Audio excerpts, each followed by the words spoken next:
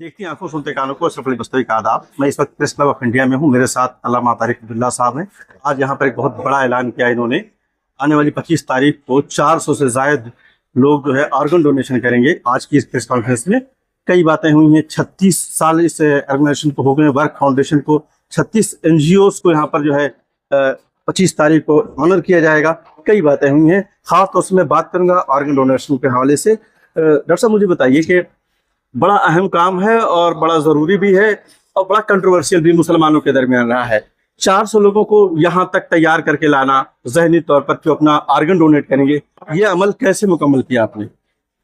देखिए, अचानक तो मुमकिन नहीं होता, और अचानक तो अगर मैं कोई ऐसी बात कह दूं, एक आदमी तन्हा कह दे तो उसकी आवाज को दबा दिया जाता है और कहीं पहुंचती नहीं। लेकिन हम दूसरे और बहुत से अच्छे काम करते करते बढ़ते रहे, और सिर्फ हमारे जितने कार्यकर्ता या वर्कर्स हैं वही नहीं, बल्कि सपोर्ट करने वाली बहुत बड़ी तादाद में जब लोग हैं, तो फिर अब हम इस स्टेज के ऊपर आए हैं कि हम उन चीजों को तोड़ सकें या उन शक्ल से निकल सकें, उन जंजीरों से निकल सकें कि जहां पर जिनसे इनको भी निकलना है। ये ब्लड डोनेशन को मना, ये तस्वीर को मना करते थे, पिक्चर को। आज वही लोग पिक्चर जो है वो उनके सारे अपने ऑर्गन्स के अंदर हुआ करती है। ये लाउड स्पीकर पर अजान को मना करते थे या नमाज को मना करते थे, आज उनके अपने यहाँ लाउड स्पीकर के ऊपर अजान होती है। ये ब्लड डोनेशन को मना करते थे, आज ब्लड डोनेशन जो है वो जायज हो गया।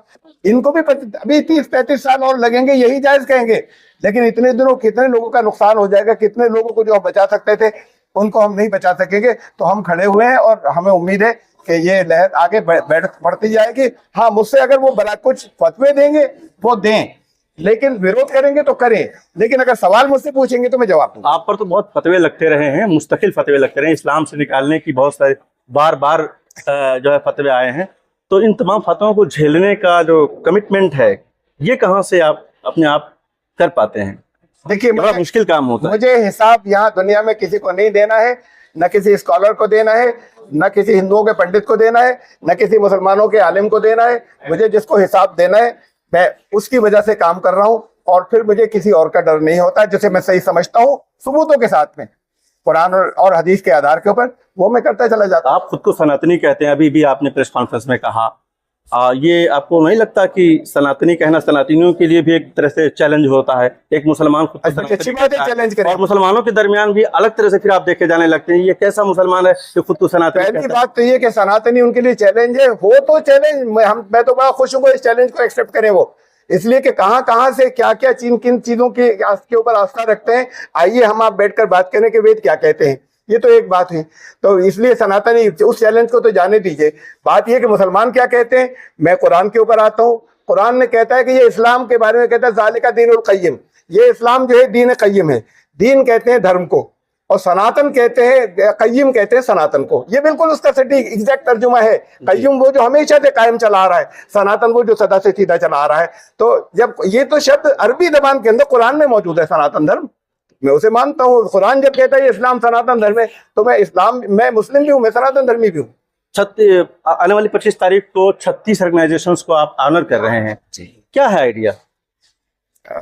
ये जो लोग वाकई काम कर रहे हैं जमीनी स्तर पर, उनको ऑनर करना चाहिए, समाज को ऑनर करना चाहिए।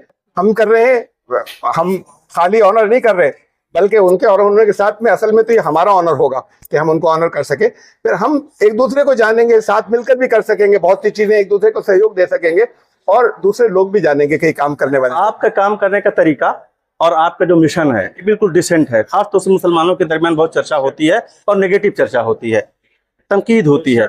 इन तमाम तनकीदों के दरमियान खुद को बाकी रखना, और न सिर्फ बाकी रखना बल्कि आगे बढ़ते रहना, ये जो चीज है, इसको करने में क्या दुश्वारियां पेश आ रही हैं? देखिए, तनकीद करना बड़ा आसान है। करने तनकीद, मुझसे कोई पूछे तो जवाब दूंगा। जब मुझसे जवाब नहीं देते हो, कहीं तनकीद करते हैं तो कर लें। बात यह है कि मैं जब कोई जितनी बातें कहता हूँ वो तर्क से करता हूँ, दलीलों से करता हूँ, कुरान हदीस के सबूतों से करता हूँ। तो इसलिए लोग मानते चले जा रहे हैं, लोगों की समझ में आता है। ऑर्गन डोनेशन के लिए क्या कुरान से आपने दलील निकाली?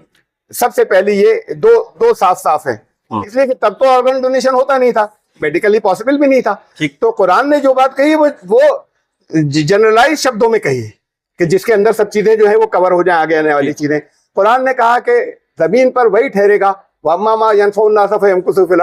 जो इंसानों के लिए बेनिफिशियल या लाभदायक या नफा बख्श होगा। नंबर 2, कुरान ने ये कहा सूरह मायदा के अंदर है कि जिसने किसी एक को जिंदा, आयत नंबर 32 के वमन फमन आया फकान्नमा आया नासा जमिया, किसी एक इंसान की अगर जान बचाई तो सारी इंसानियत को जान बचा ली। यहाँ तो एक इंसान जाता है 48 लोगों की जान बचाता है। आखिर में उलमा की तरफ मैं फिर लौटता हूँ, मुस्लिम उलमा की तरफ, क्या तवक्को करते हैं, क्या उनसे एक्सपेक्टेशंस आपकी हैं? तवक्को नहीं, मुझे मालूम है फॉर श्योर, यकीनी, ये इन सबको 30 साल के अंदर अंदर यही फतवा देना है कि ये ठीक है, यही करते आए हैं। लेकिन शुरू में अपने उसको आसानी से उन जंजीरों को नहीं तोड़ पाते जो पीछे से सुनते चले आ रहे हैं। ये उन तमाम चीजों को जिन्हें मना करते थे और हम करते थे, उन्हें मानने लग गए, ये इसे भी मानेंगे। बहुत बहुत शुक्रिया सर।